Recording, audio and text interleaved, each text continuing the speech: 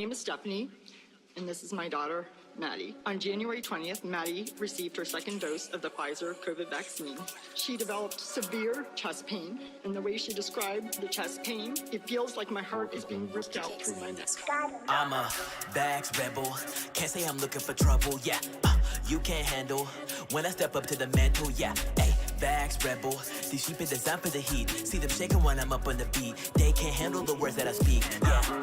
Bags rebel, I'ma stay woke till you sleep. After the jab, your body gets weak, cause you stuck up in your bed for a weekend. I'm a mask rebel, no, I will not wear your muzzle. You can't cover my mouth and my brain stays free. I will never bow to a bounty. I've said it all time and time again. You won't catch me vaccine with it. I ain't gonna lose when we all can win. Death rate is less than 1%. Considered to the hood slinger saying that it's good. What you doing to your blood? Gonna end up in a crypt saying you a free thinker, but you're still reading a script. Cause the vaccine is safe and the vaccine is clean. And to give you back your freedom, everything you need, just take the jab and bend the knee. But I know my people gonna live free. They can try to hunt me down, make the rounds, but none of the vaccine gonna get me down. And then my heart fails. Oh well, we said the truth and they be hitting that. But I'm on it, say it fast and never stop. And when I'm rapping, even when I'm out of breath, you know I gotta do it fast. And then we marching into the streets. It is a patriotic fest. They try to shut me down, and I will call me the Axe Rebel with all my boys. Bryce and Gray, we make good noise. And Forgiata with his Rolls Royce. We on the scene and on the streets. We on the track and spitting stats. But I gotta tell you that I am a Bags Rebel. Can't say I'm looking for trouble, yeah. I step up to the mantle, yeah. Bags rebel, I'ma stay woke or you sleep. After the jab, your body gets weak, cause you stuck up in your bed for a weekend. I'm a mask rebel, no, I will not wear your muzzle. You can't cover my mouth and my brain stays free. I will never bow to a bounty. Bags rebel, they lab test you and mass check you chips that can detect the virus. Sounds like the last devil revelation. Got vaccine cards, but next is registration for unvaccinated, while Dr. Fauci is celebrating, comparing us to 9/11. Ignore BLM violence. If you speak out against the narrative, you bout to get silent. Forced vaccines, dictators always gonna require compliance. 2A is just in case the government becoming the tyrants. Hold up, breathe. No mask on my face, might sneeze. Got the vaccine, now you're weak in the knees. Got me feeling like Constantine. Yeah, bags rebel, these sheep at the top of the heat. See them shaking when I'm up on the beat. They can't handle the words that I speak. Yeah, bags rebel, I'ma stay woke or you sleep. After the jab, your body gets weak, cause you stuck up in your bed for a weekend. I'm a mask rebel, no, I will not wear your muzzle. You can't cover my mouth and my brain stays free. I will never bow to a bounty. Vax rebel, bodies a criminal. They killing these kids, whoa. The system is evil, yeah. Time to wake them up. Wake the people up. United we stand, divided we fall. Repatriate stand tall. So Chandler, watch out for the people hating on them. You too educated, they want you to fail, homie. They probably gonna lock us up for speaking the truth. Mass formation psychosis. They wanna poison me and poison you. Because what's happening is not right. If you want it, come and get it. Catch that doctor's office visit. I don't care if Donald made it. It don't matter, I won't take it. Bags rebel, can't say I'm looking for trouble, yeah. You can't handle when I step up to the mantle, yeah. Bags rebel, these sheep are designed for the heat. See them shaking when I'm up on the beat. They can't handle the words that I speak, yeah. Bags rebel, I'ma stay woke till you sleep. After the jab, your body gets weak, cause you stuck up in your bed for a weekend. I'm a mask rebel, no, I will not wear your muzzle. You can't cover my mouth and my brain stays free. I will never bow to a bounty. Our government is out of control, and they are lawless. They completely disregard bioethics. They completely disregard the federal common rule. These mandates.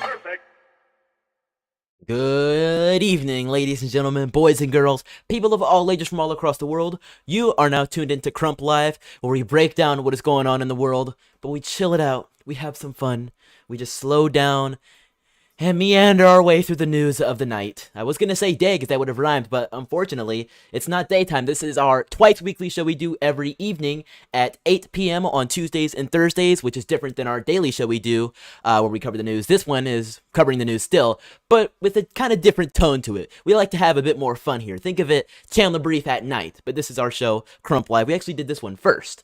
So, shout out to everybody who's tuning in with us over here on YouTube. Once again, I'm not sure what's happening with Rumble right now. It might be my streaming software. There's something weird going on, but either way, we record all these, and so we'll post them up later on. So to our people watching on Rumble afterwards, how you guys doing? Sorry this couldn't be live. There's a ton of stuff going on right now, including the confirmation hearings of Katanji Jackson, of which I believe are still going on as we speak. They might be wrapping up soon, but they're still going on now, so there's still ongoing clips coming from that. But as you can see, we titled and briefed the whole stream about that fact, and so we're going to be jumping into that soon.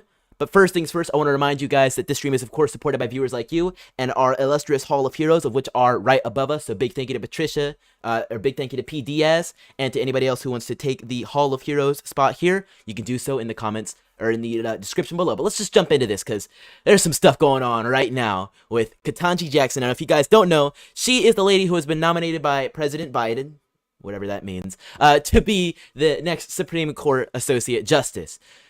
She's getting torn apart right now.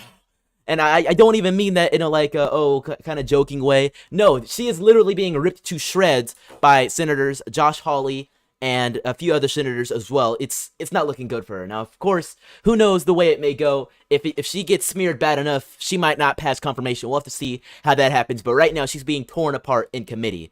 So let's just check out these, quote-unquote, from townhall.com, absolutely brutal questions from Hawley to Judge Jackson as he recites her own words back to her. This is big. Let's check it out. And turn it down a little. Let me ask you about some of the things, though, that you said, because you said this morning, and I appreciated it, how you want to direct the defendants. You want to get them to own up to what they've done in these cases. And I thought that was powerful, and I thought it was right. But let me just ask you about what you said to this defendant.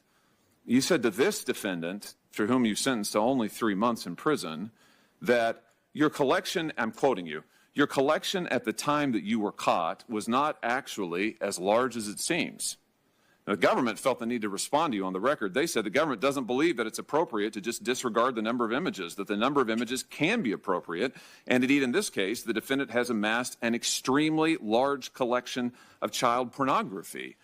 But you disregarded that. You also told the defendant, you said this seems to be a case where you were fascinated by sexual images involving what were essentially your peers. And then you went on to say the defendant was merely trying to satisfy his curiosity. Curiosity is your word. Wow. One more thing on this, same idea. You said you were viewing, this is you to the defendant, you were viewing sex acts between children who were not much younger than you. And this whole discussion is about why you're only giving him 3 months. Judge, he was 18. These kids are 8. I don't see in what sense they're peers. I've got a 9-year-old, a 7-year-old, and a 16-month-old at home. And I live in fear that they will be exposed to, let alone exploited, in this kind of material. I don't understand you saying to him that they're peers. Look at her face right there. Now, I don't know if that's just her attitude being like, I want to kill this guy, or if she's legitimately like, dang, I got regrets. I got regrets, because if I were her, I would have some regrets. Imagine being torn apart like that. That's spit roasted. That's terrible. My gosh. 18-year-olds to 8-year-olds. Now, with all this content, we try to be as careful as we can, because YouTube is, of course, very touchy, especially since we're coming from this point of view that isn't, I support the current thing. But the problem with the matter is, this is disgusting stuff.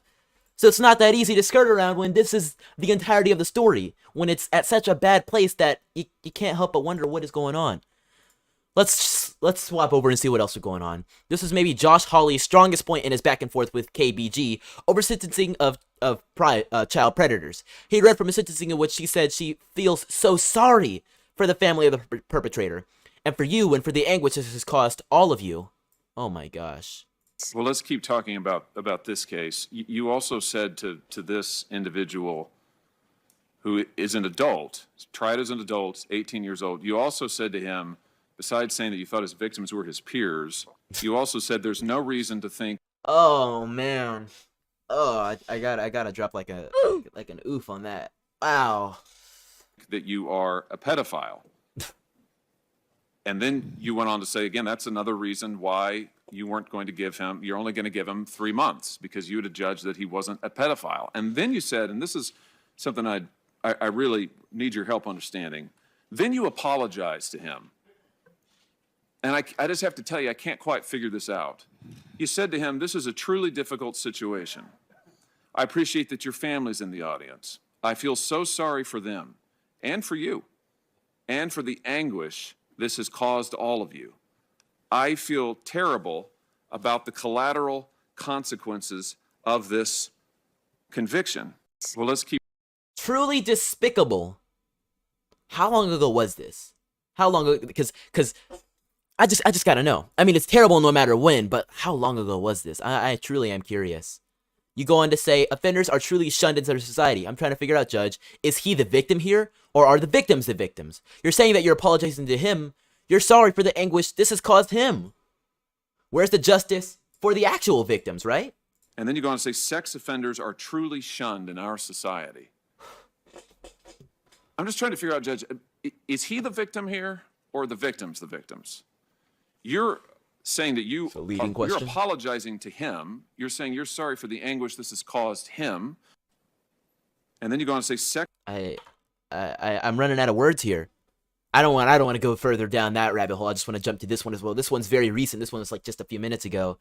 Not Josh Hawley. It was this gentleman here. Well, I think we'll see the name of it in a second. Asked if she reached out to any of the victims of a heroin trafficker. Katanji Brown dismisses the question by saying there were no victims. Judge Jackson, before you granted this fentanyl kingpin's motion to reduce his sentence, did you contact any of the victims from his case? Senator, thank you for allowing me to address Mr. Young's situation. I asked a simple question. Did you contact the victims in his case or not? Senator, Mr. Young was not released.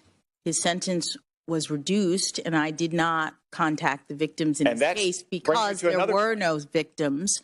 He committed a crime, a drug crime. There were no identifiable victims in his case. Drug crime is not a victimless crime. 100,000 Americans were killed by overdoses. Understood. Judge Jackson. You can see the question that's being asked, and I understand her answer, but it's the answer you would expect from somebody that's trying to skirt around the question in a way and not get to the root cause, because it's not about the stats or any of the science or anything like that. It's more so trying to connect to the emotion behind what is happening here. That's the real thing about it, which is why so many people are concerned about this mess. Biden's SCOTUS nominee tries to run away from critical race theory, despite the fact that she has a long-standing connection to it. On Tuesday afternoon, Senator Ted Cruz raised some writings and statements from Biden's SCOTUS nominee that showed Judge Jackson's support for woke ideologies, including CRT. Rather than admitting those writings are indeed her beliefs and show what sort of justice she would be, she repeatedly attempted to distance herself from CRT, some of its key tenets, and its leading proponents. As Town Hall covered earlier, Judge Jackson invoked CRT and social justice in past remarks about sentencing and the progressive education offered at Georgetown Day School, where she is a trustee. I've never studied critical race theory, and I've never used it. It doesn't come up in the work that I do as a judge. But Cruz had the receipts, including Jackson's own words. I also try to convince my students that sentencing is just plain interesting on an intellectual level, in part because it melts together myriad types of law, critical law, of course, but also administrative law, constitutional law, yada yada, and to some extent even contracts, Jackson said previously. Let's hear this. But I've never studied critical race theory, and I've never used it. It doesn't come up in the work that I do as a judge. So with respect, I find that a curious statement. Curious. Because you gave a speech in April of 2015 at the University of Chicago, in which you described the job you do as a judge.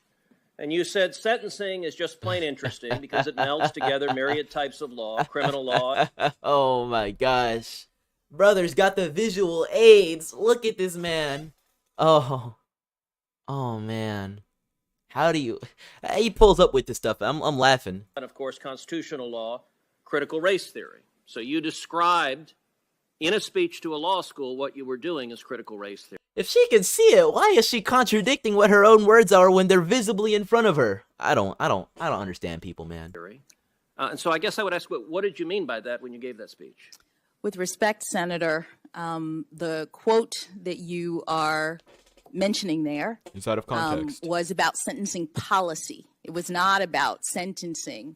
I was talking about the policy determinations of bodies like the Sentencing Commission when they look at a laundry list of various academic subjects as they consider what the policy should be. Sounds like critical race. You were vice chair of the Sentencing Commission, so let me ask again, what did you mean by, because that was an official responsibility of yours, what did you mean by what you were doing was critical race? What I meant was that there are a number of, that slide does not show the entire laundry list of different academic disciplines that I said relate to sentencing policy, but none of that relates to what I do as a judge.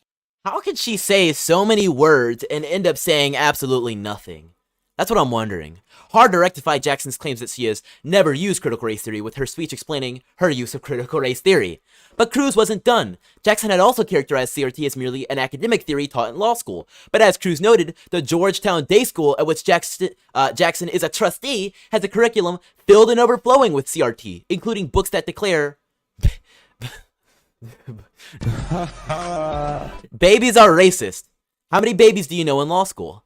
Despite Cruz's presentation of a handful of books taught at Georgetown Day School that cover or invoke CRT, Judge Jackson still claimed she didn't know whether CRT is taught there. But what I will say is that when you asked me whether or not this was taught in schools, critical race theory, my understanding is that critical race theory as an academic theory is taught in law schools, and to the extent that you were asking the question, I understood you to be addressing public schools.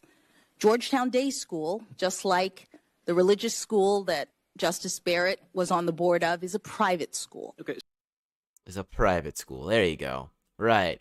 After realizing Cruz had done his homework and there was no way to back out of the corner, she changed her tune and pivoted to claim her answers were based on a misunderstanding of Cruz's questions. For Judge Jackson, who's become something of a hero to the left since Biden announced her as his nominee to replace retiring Justice Breyer, her sudden disavowal of critical race theory and its tenets is notable, as is her expressed ignorance of the theory's creators and key proponents today, as Chris Rufo pointed out. And there are his tweets. We won't get into those. Well, except for this one, Judge Jackson denies all knowledge of the work of Ibram Kendi, which is hilarious. Truly hilarious. I don't know. We've got a lot of stuff we're jumping into, and it just seems like nothing is stopping. We need to check in on Hillary Clinton, who has come out fully vaccinated, has said that she is infected with COVID-19 and is suffering from mild symptoms. Let's see her tweet. Well, I've tested positive for COVID. I've got some mild cold symptoms, but I'm feeling fine. I'm more grateful than ever for the protection vaccines can provide against serious illnesses. Please get vaccinated and boosted if you haven't already. Bill tested negative and is feeling fine. He's quarantining in our household until our household is fully in the clear. Movie recommendations appreciated. The question I had is, y'all live in the same house? You could have fooled me. I did not think they lived in the same house. I didn't think they've seen each other in a very long time. That's just my comment on that, but it kind of follows an interesting theme that is happening rather recently. Now, I don't think there's any major COVID-19 spike happening in America or anything like that right now. In fact, we're seeing a COVID-19 dip, which is why so many different industries and states are opening themselves up for freedom. But the question is, why are all these elected officials suddenly getting COVID that are double, triple, quadruple, octuple, dodeca, or doduple, I don't know, whatever the phrase is for 12 times jabbed. Why are these people getting COVID? Hillary is triple jabbed, and Jen Psaki, who is also many times vaccinated, is also come down with COVID, despite the fact that she is many times jabbed. So has Obama, although that was a few weeks ago, so we won't be covering that. White House Press Secretary Jen Psaki has tested positive for COVID-19, or whatever COVID-19 is in 2022. She announced Tuesday, Psaki said in a statement she had 2 socially distant meetings with President Biden on Monday, but said he is not considered a close contact as defined by the CDC. Psaki said a PCR test she took Tuesday morning came back positive. She said she had taken the test as part of a preparation for Mr. Biden's upcoming trip to Europe for a NATO summit, which we talked about before, adding that she would no longer join the president on the trip. Mr. Biden tested negative Tuesday through a PCR test, she said. Both the president and Psaki are many times fully vaccinated. St. June says Hillary. I forgot about her existence.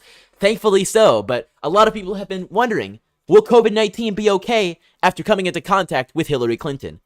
Hillary Clinton is known to eviscerate those that come within her circle, and COVID-19 may be no different. Can we get some prayers up, guys? Prayers up for COVID-19 in the chat? Okay, maybe that's a little insensitive, but you guys get the picture. I think it's also insensitive to make jokes about Hillary Clinton, considering how many people she's whacked too. Come on, hey, come on. Can I get some applause for that one? Yeah, that was a good one. I'll pat myself on the back for that one. Moving on to something that does not deserve to be patted on the back for. That is Russia and North Korea now. In recent days, a certain thing called Russophobia has been taking over. Yes, I'm pulling out the Trump accent. Russophobia.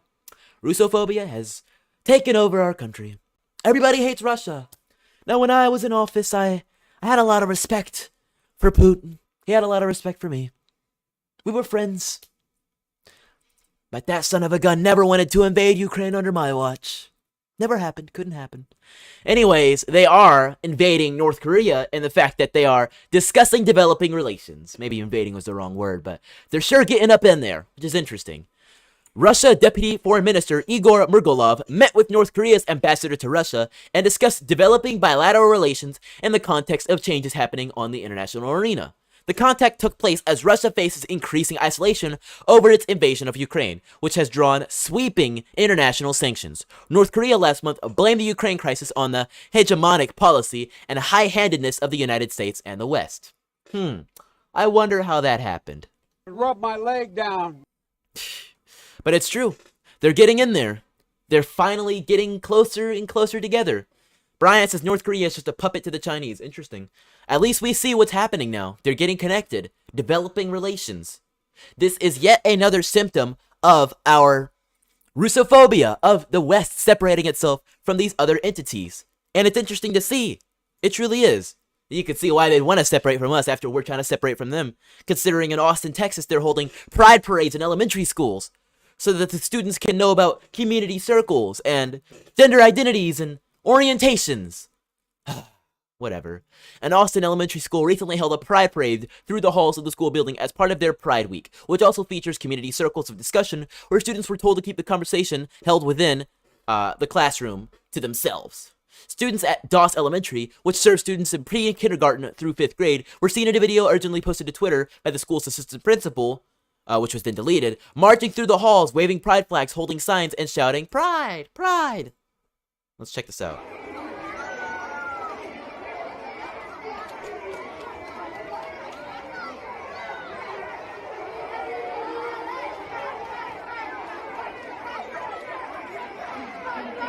Wow.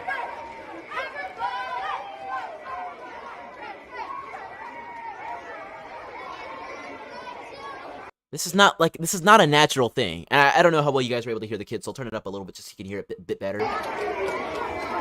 Listen to them. Listen to what they're chanting.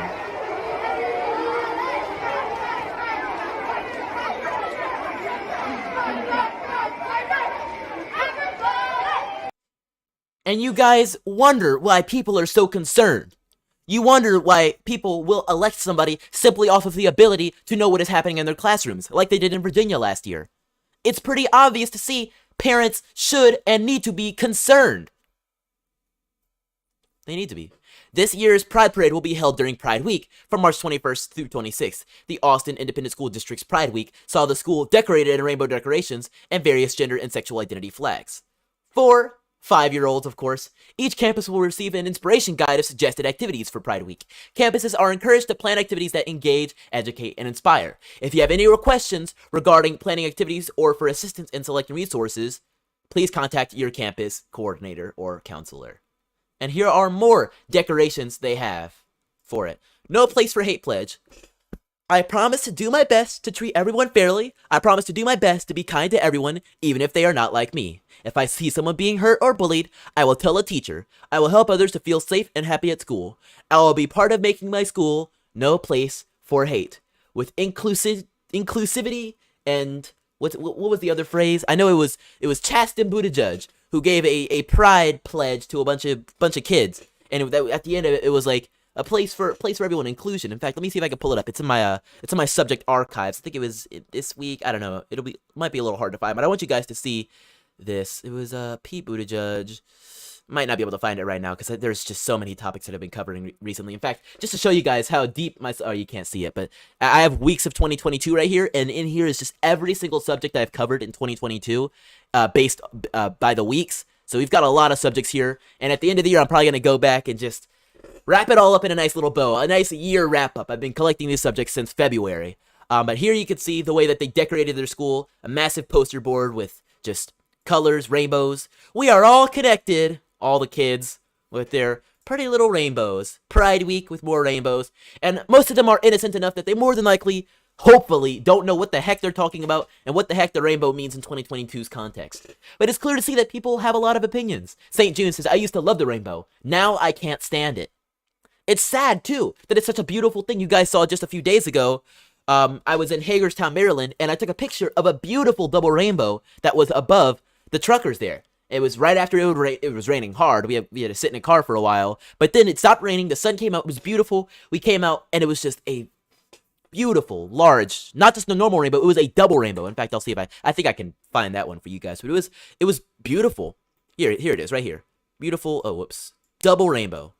Look at that. And then it started hailing, but still. Double rainbow. It's a natural thing. It is a gift from the Creator. And this is how they corrupt it. I don't know what to tell y'all. There's no wonder so many people have a voice and have an opinion about this. Students and staff during the week of 21st through 25th, please visit your campus front office to pick up Pride and Ally stickers, flags, pronoun buttons, and more. The school district instructs. As part of Pride Week, the school will be holding community circles in which students will gather to talk about topics relating to the week's focus, so that they can not only be indoctrinated by teachers, but indoctrinate each other. With pronoun buttons, because at the same time they're learning that he means boy and she means girl, they means tree. And Xi doesn't mean the president of China, but it means that little kid right there whose parents did something terrible to him when he was younger and had to be taken away, put in a foster program, and was allowed to fester. It's just a hypothetical, but it's more than possible. Pronoun buttons. You're serious, man. We have to get serious at some point and say enough is enough and not let this crap go through. All are welcome, and Pride history. Differences are awesome. Know your rights. Pride in you, creative expression. Local Pride and Spirit Day. Connect and celebrate. All actions taken by this school district. Students were asked to agree to keeping the conversations had within these circles within the classroom. Respect privacy. What we say in this room stays in this room. Respect privacy. What we say in this room stays in this room. What we say in this room stays in this room. I gotta repeat it. Respect privacy. What we say in this room stays in this room. Teachers will explain it is okay to share with parents or adults they trust outside the community circle. They had to update it because they were getting so much scrutiny. I was after parents took issue with the fact the school. It was after the parents took issue with the fact the school changed the agreement to state that teachers will explain it is okay to share with adults. The original rules of agreement were noted to violate the Texas Education Code, as libs of TikTok on Twitter revealed. Thankfully, they made some changes, but it's not enough. This issue is deep, and it's a big problem. St. June says the left is making something natural and beautiful into something completely unnatural. Very true. Very, very, very true. Here's Florida Governor Ron DeSantis, though, speaking out for sense. Now, we covered just earlier today the fact that they are standing up against Leah Thomas and the NCAA basically crowning Leah Thomas for free, letting Leah Thomas run away with the championship. Well, Ron DeSantis has come out of the Florida governor's mansion to say enough is enough. We're endorsing Emma Wayant as the winner. Now, I've heard some minor backlash to this, and I understand it, but you also have to understand that nobody else is willing to do this. You have to understand that nobody else is willing to stand. Somebody has to say what nobody else is willing to say if we're going to bring women's sports back and save it. Let's watch a little bit of this. If you look at what the NCAA... Also, no masks. Not a single mask in this picture. Let's get a round of applause for that. That's good. That's good. NCAA has done by allowing basically men to compete in women's athletics, in this case the swimming. You had the number one woman who finished was from Sarasota, Emin Wyant. She won the silver medal. She's been an absolute superstar her whole career. She trains. I mean, to compete at that level is very, very difficult. And you don't just roll out of bed and do it. That takes grit. That takes determination. And she's been an absolute superstar. And she had the fastest time of any woman in college athletics. Now, the NCAA is basically taking efforts to destroy women's athletics. They're trying to undermine the integrity of the competition, and they're crowning somebody else the women's champion. And we think that's wrong. And so in Florida, I'm going to be later today, because this is a Floridian who I think deserves to be recognized. We're going to be doing a proclamation saying that Emma is the best female swimmer in the 500-meter freestyle, because she earned that. And we need to stop allowing organizations like the NCAA. I had no idea she was from Florida. I read it out loud earlier today. I said the word Sarasota, but I didn't process it until now. And the young lady goes to a college in Virginia, which is why my wires were getting crossed. But she's a young lady from Sarasota. That's amazing. That now it makes even more sense why Ron DeSantis is saying something about it. He's defending his own citizen. That's beautiful. To perpetuate frauds on the public. And that's exactly what they're doing. They are putting ideology ahead of opportunity for women athletes. And I think that they're... Man. Y'all know how I've been dogging on Kamala Harris for having such terrible messaging and speaking skills in 2022? You don't have to be a good speaker to be a good speaker. Now, I don't know if Ron DeSantis is actually what's the better way to say this? A good orator. So there's a good orator, which is somebody who's just naturally good at speaking. That can be somebody, like a talk show host, Dr. Oz, for example, just to use an example. Somebody who's a naturally good orator. And then they can have terrible preparation, terrible staff, and not know what they're doing, and then they look like a bad speaker. Ron DeSantis, I don't know if he's a good orator or not, but that right there shows you how to prepare for something. How do you do it? You have those little snappy remarks like that, where you say they're putting ideology over opportunity, which is 100% true. It hits hard, and that's the message they're trying to send. That this needs to hit hard. This needs to tug at your heartstrings and show you that these girls are losing the only opportunities they have. The young ladies who placed 17 and lower that could have possibly made it into the top 16 and maybe gone to finals, but couldn't because Lia Thomas was ideologically placed, despite the fact that that would diminish every other young lady's opportunity. Now, even if they're too scared or simply agree with the idea of Lia Thomas being in the same pool as them as women, they're still losing out. Even if they're too brainwashed and brainwashed, or what's the word I'm looking for? I can't even think of it. But brainwashed to believe that it's completely okay, indoctrinated to believe it's okay. They're still losing. They don't even know it, which is even more sad. Speaking of things that you don't even know, though, you know what's hard? Is dealing with censorship. Now, I've dealt with censorship myself. I had to start a brand new YouTube channel right here, which is Chandler Crump Live. We actually had to abandon the old YouTube channel because I've received 8 community guideline strikes on it, and I'm sure it's only a matter of time before I start receiving guideline strikes here on this new YouTube as well, which has been very painful. We have to rely on alt-tech platforms like Rumble and others that are going to give us the ability to stream live, or at least upload our content up there when the streaming doesn't work. But censorship is still a big problem. And it seems even police departments are suffering from it. The Yonkers Police Department has had a video taken down from YouTube. It was taken down after they determined that it wasn't safe. Arrest local man in brutal hate crime beating of Asian woman. We reviewed your content carefully and have confirmed that it violates our violent or graphic content policy. We know this is disappointing news, but it is our job to make sure YouTube is a safe place. Yonkers said, "Dear YouTube, safety isn't derived from censoring content and information. It's the product of a free society that adheres to the rule of law." That's crazy. That even police departments are being taken down off of YouTube and having videos yanked. How much further does it have to go? Now, we talked about earlier today how the Babylon Bee was taken down for some satire. They called Richard Levine, who is now going by Rachel Levine, after being a man for, 50 or 60 years, decided to be a woman again, or decided to be a woman. They called him Man of the Year. Well, they've been banned off of Twitter, so they made this joke. Taliban spokesman finally banned from Twitter after sharing Babylon Bee headline.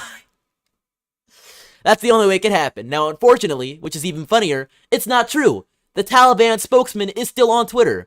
Let's see here. Naeem, hold on. Naeem _Wardak. Let's just check if if it's still up there. Wow. Official Twitter account of the spokesman of the IEA political office. This might be a different one, but the Islamic Empire, or the Islamic Emirate, sorry, of Afghanistan is determined to bring peace to this dear country. The goal of the Islamic Emirate is one of we are all working for. Interesting. I don't know if this is the account or not, per se, but I definitely understand that there's plenty of people that deserve to be banned off of Twitter that still are. Taliban spokesperson Mohammed Naeem Warda has finally been banned from Twitter this week after carelessly sharing a satirical headline from the Babylon Bee. Wallahi, I just thought the joke was funny, said the bloodthirsty terrorist. A man who thinks he's a woman? Who ever heard of such a thing? Those Babylon Bee people are so fun and crazy, even though they're infidels who must die a painful death by our hands. Sometimes 2022 is beyond satire. It's beyond a joke. It ain't funny. It ain't funny anymore. Try different jokes. Speaking of different jokes, though, Beverly Hills businesses. I think I might just have to laugh at the idea of that, being able to operate one in 2022. They're getting looted in broad daylight, so much so that your neighbor has to try to do something to fight off the people that are robbing you. Wesley Affermain, a jeweler next door to Luxury Jewels of Beverly Hills, fights off smash and grab burglars as they make off with jewelry. He says he was able to recover some watches in the process. Watch this as they rob this store in broad daylight. They kick in the window. And there's the brave gentleman right here. Here, let me set it so you guys can see that just a little bit better.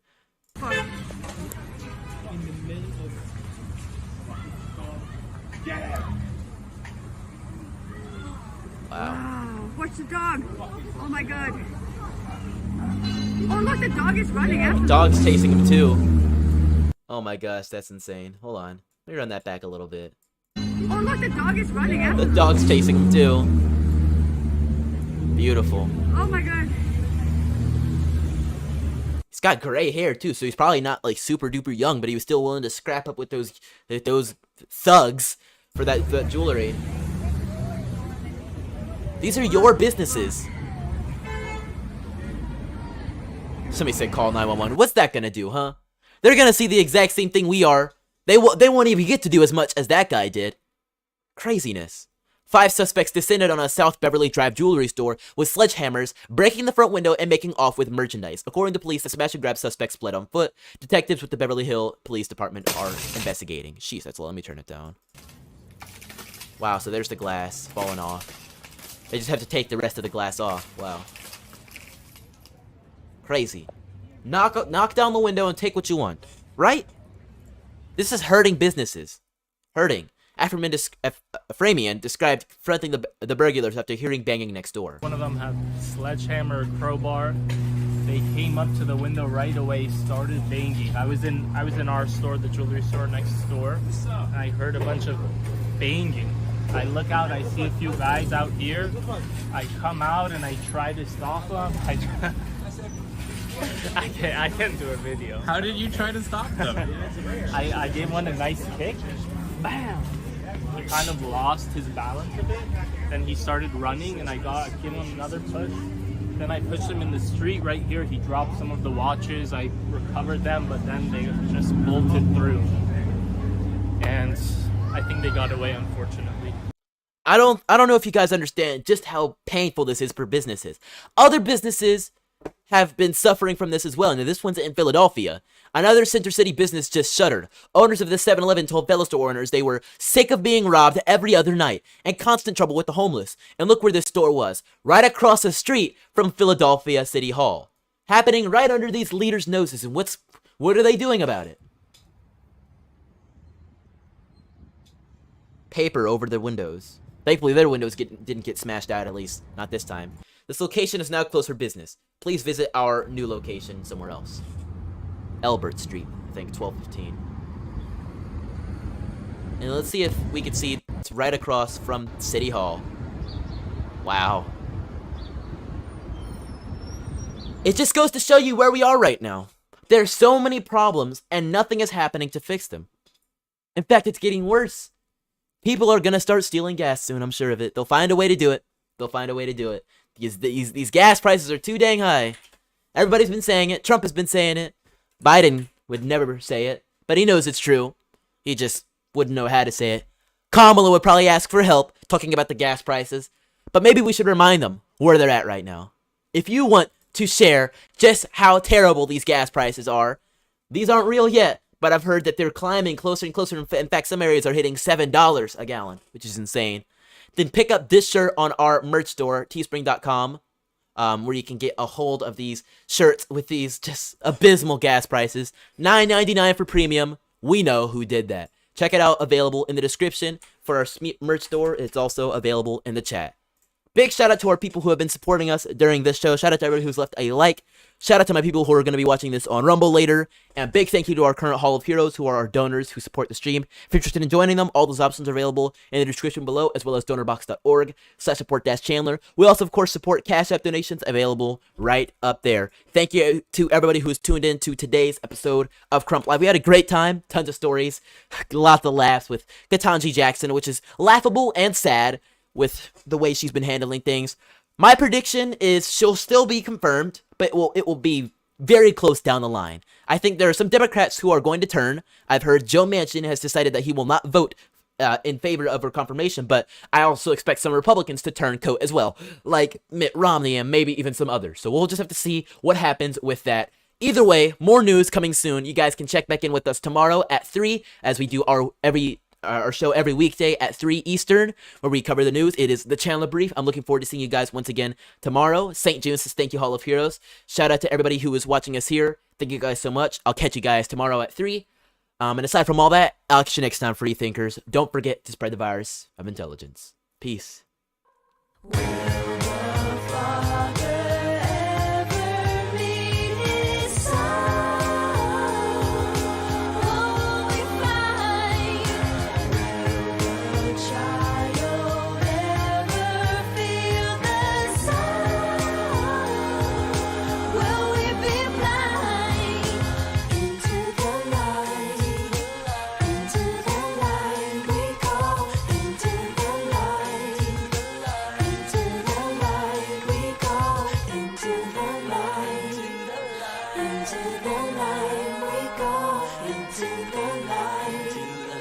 Into the light we go.